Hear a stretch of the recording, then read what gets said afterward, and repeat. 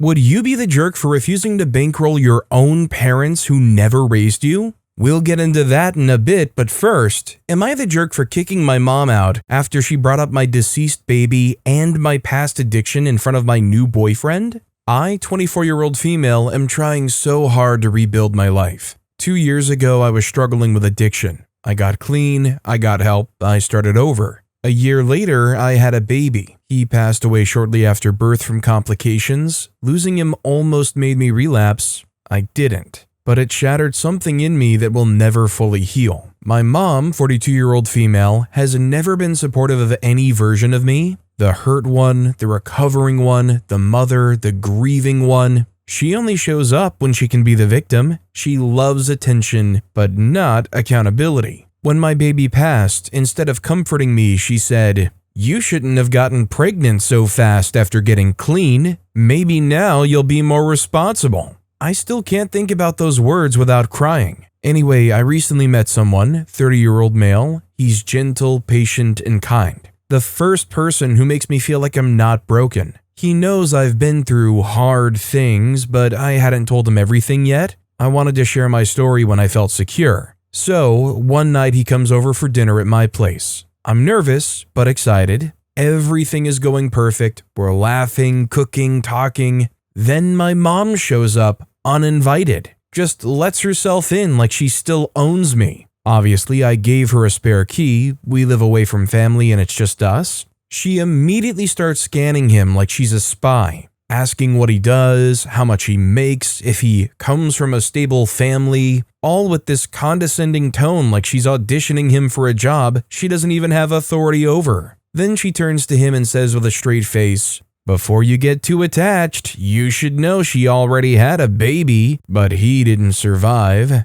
I yelled out, "Mom, what the heck?" She ignored me and said, "She probably didn't tell you because she feels guilty." I told her not to get her hopes up. Addicts don't usually have healthy pregnancies. Then she said the most evil thing I've ever heard. Maybe if she hadn't wasted those years on drugs, her body wouldn't be so damaged. I broke. I flipped out and everything went black. I just remember calling her every name under the sun and telling her to get the freak out of my house. My boyfriend was stunned and I don't blame him. She obviously left, arguing on the way out, but everything was such a blur at that point, I can't even tell you what was said. I screamed at her to get out. I remember that. I don't even remember what I said, I just saw red. After she left, she texted me paragraph after paragraph about how I embarrassed her, how I'm still unstable, how she won't sugarcoat reality just because I'm sensitive, and all this other unnecessary stuff I don't care to hear. I blocked her.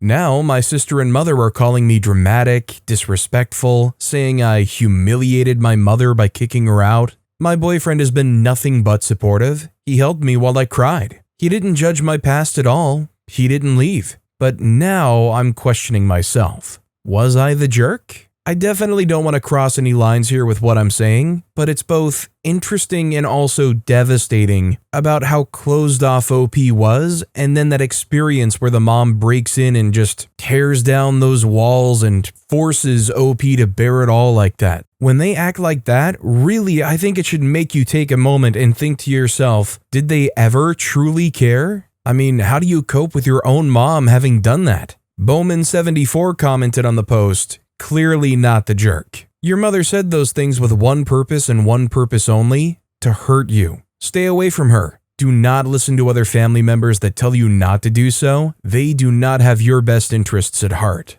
Change your locks." Also, hi, I'm Steven, and if you guys enjoy getting to decide whether or not all of these people are jerks, why not hit those like and subscribe buttons down below? Our next story is, am I the jerk for not giving my sister the family nativity? So this actually happened a few years ago, but as I was decorating for Christmas, I began to wonder if I am the jerk. My grandmother's hobby was making ceramics. She always had a beautiful set that she had made before my sister or other siblings were born. When I married, over 20 years prior to this interaction, I picked it up from her house and took it with me to my new home. One Christmas a few years back, my sister and her husband were over at my house visiting my kids. My sister said that she wanted to talk to me. She said, "Look, I think we should take turns with a nativity. It was the family nativity that grandmother made, and it's not fair that only you get to display it. I want to take it next year." Brother-in-law was nodding in agreement. I said, "Oh, I'm so sorry, but this is not the family nativity. It's mine." Brother-in-law replied, "Only because you took it before anyone else could say anything?" I replied to him, "No, because it was mine. It was a Christmas gift for me." I picked up the manger part and showed them the bottom. It had the nickname my grandma called me and the date it was made before my sister was born engraved in it. I said, "This was made as a Christmas gift for me. It was given to me. We only kept it at grandma's after you were born because as a toddler you grabbed one of the pieces and broke it. We just always kept it at grandma's for safety as you and the other siblings came along. When I left for college, I left it there and then took it when I got my own home." Sister, with great disappointment, replied, I never saw that under the manger. I never knew." I told her, "I'm so sorry, sis. This was a Christmas gift to me. It was always mine. Grandma made it for me. She wrapped up each piece for me to open on Christmas morning before you were born. I'm sorry you didn't know that." Brother-in-law then chimed in, "Well, I don't see why you can't just let us have it every other year. I think that's fair because everyone should give a chance with it." I told him, "No, it's mine. It was a Christmas gift to me. I'm sorry you thought it was for the family, but it was always mine. I'm so sorry you are disappointed, but this stays with me." Brother-in-law was obviously angry, but my sister was disappointed and she looked a bit sad.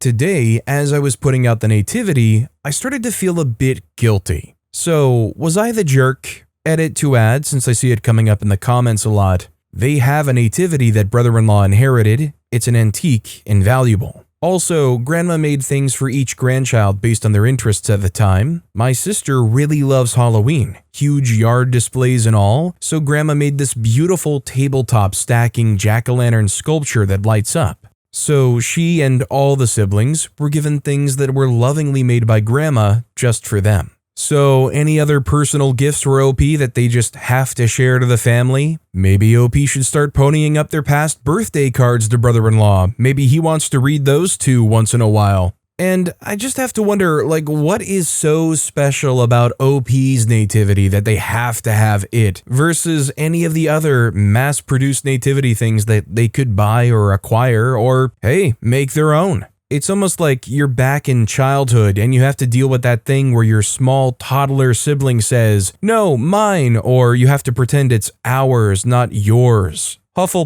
Pass commented, "Not the jerk. I completely understand your sister's disappointment, but brother-in-law's annoyance/anger about it is kind of weird. Let's say you let them take it 1 year. Who's to say you would get it back, or that something wouldn't happen to it? It's understandable to feel bad, but as you said, it's yours. Your name is on it, and it was a gift to you. They can enjoy and appreciate it when they come to visit. Why do they feel the need to actually possess it? Especially brother-in-law. What is it even to you, bro? That's so weird to me." Our next story is, am I the jerk for not being more discreet at the store for my son? My son, 9-year-old male, is upset with me right now for an incident that happened yesterday at the store. Yesterday, we were at the store to stock up on groceries. It was me, 37-year-old female, my son, and daughter, 7-year-old female. My son still wets the bed and wears good nights, big kid pull-ups for bedwetting, for it, and we went and got those first like we always do so we can hide them underneath other stuff. It went pretty good for most of the trip, but there was an issue when we got to checkout. I was unloading the last of the groceries when I heard him say in a kinda worried voice, "No, Mom, please stop," but I'd already put his good nights on the belt. I asked him what was wrong. He pointed out that his friend was at the store with her parents and might see us, and he didn't want her to see his goodnights. I said it would be okay and put the last of the other groceries around his goodnights so nobody would see them. We got our stuff rang up and left with no problems, but my son didn't say a word to me on the car ride home.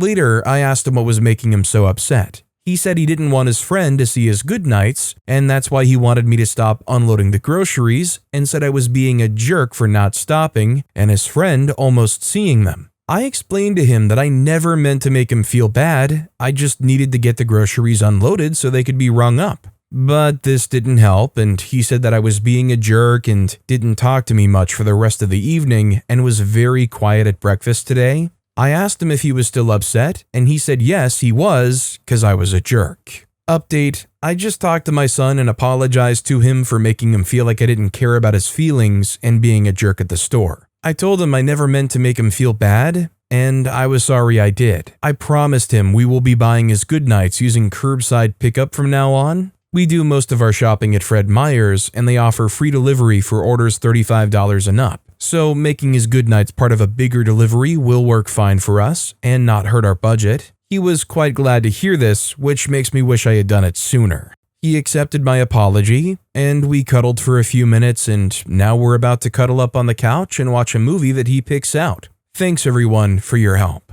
So I think we all kind of know how it went based on the update and whatnot, but yeah, whether or not you feel that his feelings in that moment are justified or more on the paranoid side, they are his feelings and he's a confused 9-year-old kid. I mean, shoot, if I was that 9-year-old kid, I wouldn't want anyone else seeing my good nights either. It's just I myself know that I would have been mortified. I don't even necessarily think that there was a problem with OP continuing to put it on the belt and getting through the checkout. The real problem is completely ignoring your kid's feelings, or at least not giving them a sense of acknowledgement. Nikki57 commented, "You are the jerk. Even small humans deserve to have a say over things that embarrass them. I would really try to order these online going forward. You know your son's uncomfortable to the point that you hide them in your groceries. Just remove the discomfort and order them online." Kids can be mean, and they absolutely will use something like peeing the bed at that age to mock your child. He's right to want to protect his privacy and peace. As grown-ups, we're allowed to be embarrassed by things we buy and have the ability to buy them discreetly.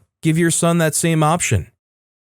Our next story is, am I the jerk for not allowing my mom to bring her boyfriend to Thanksgiving? My wife and I are hosting our first Thanksgiving in our new house, and we're having some conflicts surrounding my mom's boyfriend, Rick, and if he should attend or not. My mom has been with Rick for a few years, and he's always been polite to us, though a bit standoffish and clingy with my mom. I thought everything was good until over the summer, right after our wedding, my mom called my wife while she was in the car with Rick. She was using CarPlay and seemed to think that she hung up when she didn't. My wife overheard Rick ask my mom if I made a lot of money. I don't know if it's relevant, but Rick and my mom are both loaded. My mom asked why, and he said he thought my career usually paid well, and then he was like, "I'm a jerk for saying this, but his wife is not pretty. I'd think he could afford better." My mom immediately told him off for being gross, but my wife was absolutely gutted. She called me crying, and I immediately called my mom and lost my crap. She was so embarrassed and apologized profusely.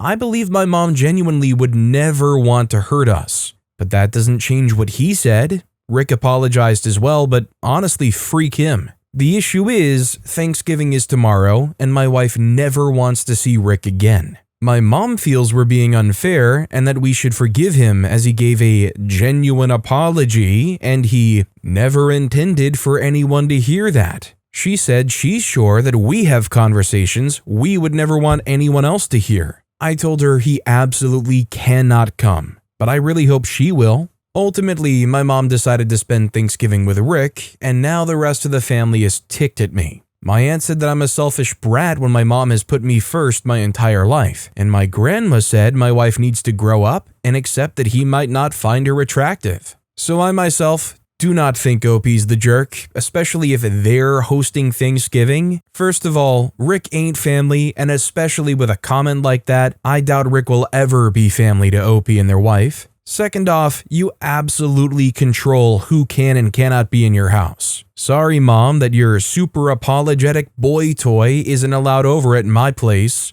Rombies commented, "Not the jerk. Rick's not allowed over to my house either."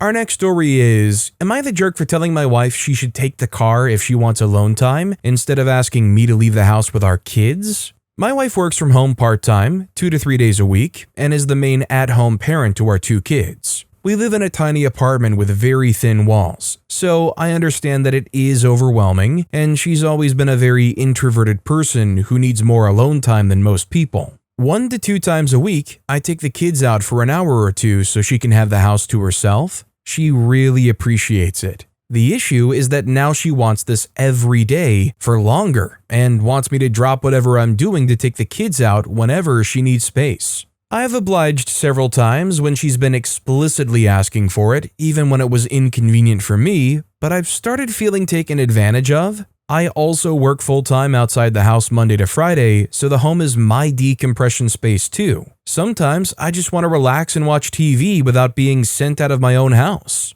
Recently, she asked me again to take the kids out so she could have the house to herself. I said no because I feel like this nice thing I was doing has become an expectation. I told her that she's welcome to take the car and have alone time somewhere else if she needs it. She said that's unfair because she wants to relax at home, not outside. I said it's also my home and if she needs the quiet time, she can relocate. I just don't want to be displaced anymore. I told her that I'll take the kids out when I genuinely want to do something nice for her, but I don't want to be told to leave my house every time she wants quiet. You know, I really hope that they can compromise on something here. I really hope it doesn't cause too much friction in their relationship. But yeah, I don't think OP's crazy for not wanting to feel like they're getting kicked out of the house and having to take the kids like they're just some inconvenient noisemakers that you can just send out for a while with a wave of the hand. I mean, from the way it sounds, and let me know in the comments if this is too hot of a take, but does she sound all that qualified or ready to be a parent?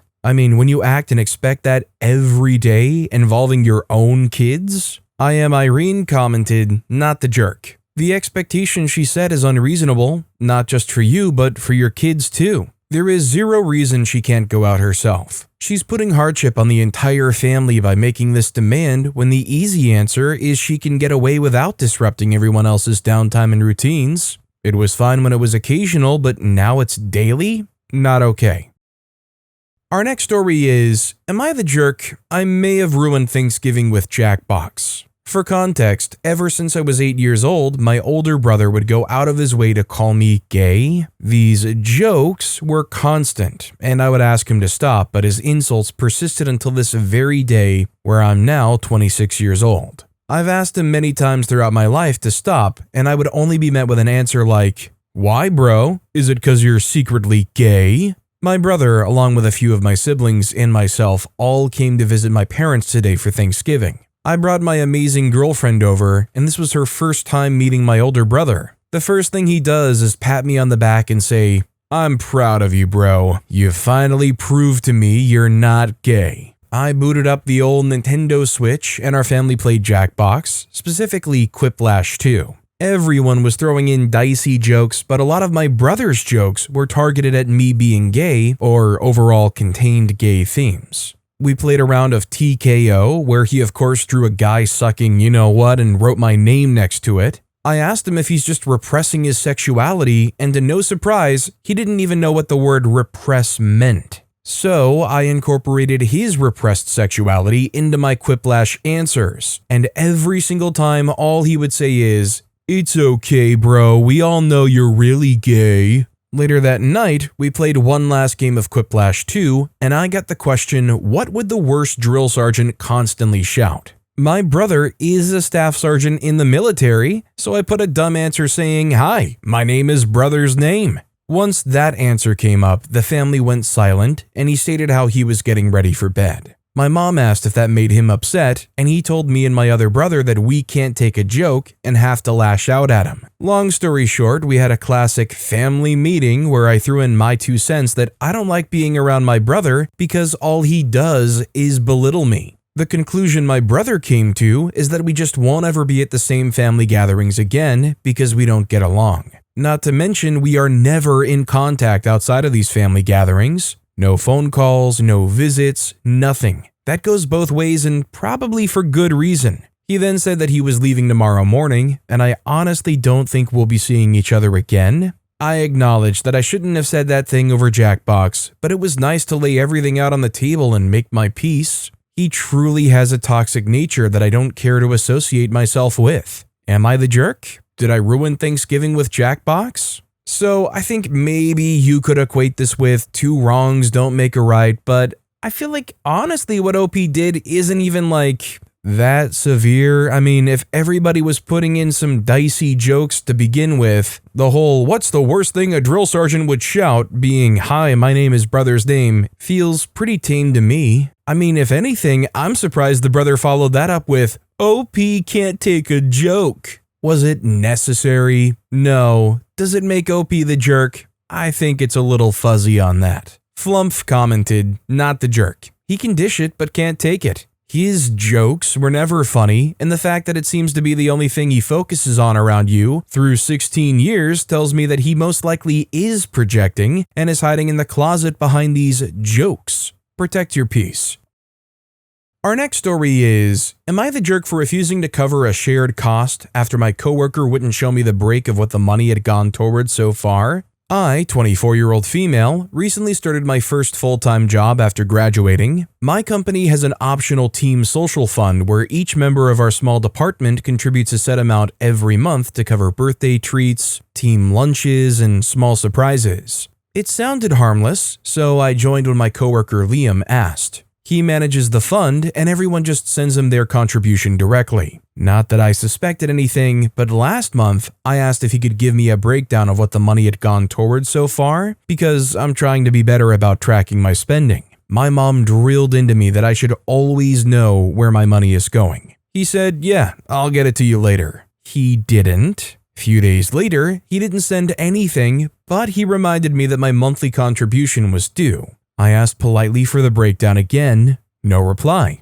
I waited a few days and sent a follow-up. Nothing. He responds to other messages in the work group chat, but mine about the fund gets ignored. Last week, he came to my desk and said, "Hey, you still haven't sent your part for the fund this month." I told him I would be happy to once I got the breakdown I'd asked for. Nothing complicated, just a list of what had been purchased with everyone's contributions. His whole demeanor shifted. He sighed loudly and said, "Nobody else needs this level of detail. It's supposed to be casual. You're making it weird." I told him it wasn't personal. It's just my budget and my comfort. He walked away mid-sentence. Now, a couple of coworkers have hinted that I'm overthinking everything and making extra work for Liam. One even said that I was being stingy for not just paying like everyone else. I'm starting to feel guilty, but it also seems like a basic thing to ask when I'm handing over money every month. Am I the jerk for refusing to contribute again until he shows me what the fund is actually being spent on? I think 100% OP is not the jerk. If you're paying for something, you need to know what you're getting or what it's going towards.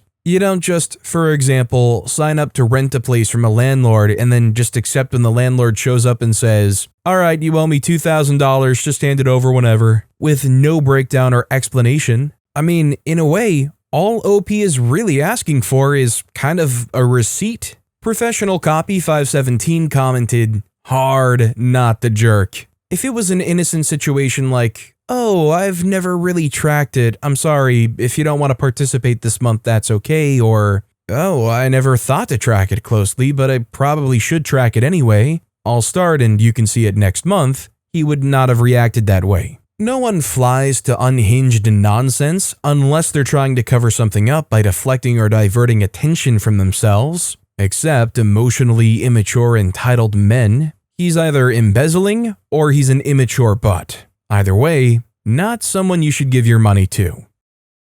Our next story is, am I the jerk for refusing to financially support my parents and explaining why when my brother asked? I, 38-year-old female, have been living in a different state from my family for over 10 years. I've supported myself the entire time and rarely asked anyone for help. I didn't grow up with my parents. My grandmother supported and raised me, and I never had a close relationship with them. Last year, I went on vacation with my siblings. During the trip, I found out that my youngest brother, 29-year-old male, who makes the most money out of all of them, has been paying the mortgage and most of our parents' living expenses. He asked me why I wasn't helping financially. Since he asked directly, I answered honestly. I told him that our parents didn't support me growing up and that I still remember when my grandmother asked me to write them a letter requesting financial support for my education.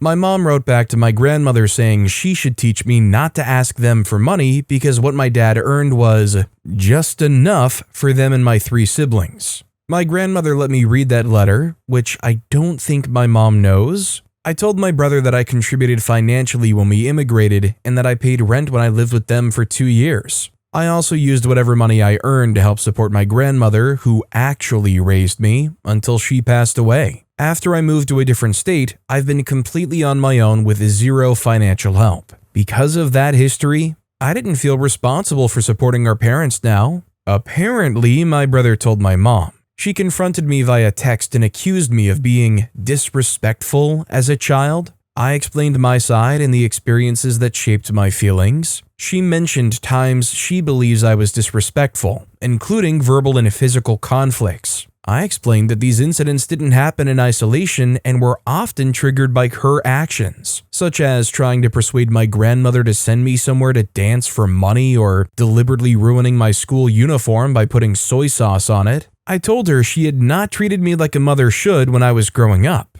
The conversation didn't go well, and afterward, my mom stopped talking to me. Eventually, the rest of my family did too. Now I'm basically no contact with all of them. I feel like I told the truth and set a reasonable boundary, but somehow I'm the one who ended up alone. Am I the jerk for refusing to help financially and explaining my reasons when asked? Info 1. So just to clarify, my siblings paying most of my parents' mortgage isn't actually a hardship. The cost is split 3 ways between 2 brothers and 1 sister, and they all still live in my parents' home. I've never lived there and don't even have a room in that house. So I'm being asked to contribute to a household I was never a part of. Their mortgage is under $2,000, which is cheaper than what most people pay for rent right now. My siblings divide that amount based on income. My brother pays the most, and the other 2 split the rest. They also split utilities and groceries. My parents also receive fixed income from Social Security, which they use to travel back and forth between 2 countries. They're not struggling. They simply want to keep their same lifestyle without adjusting their spending.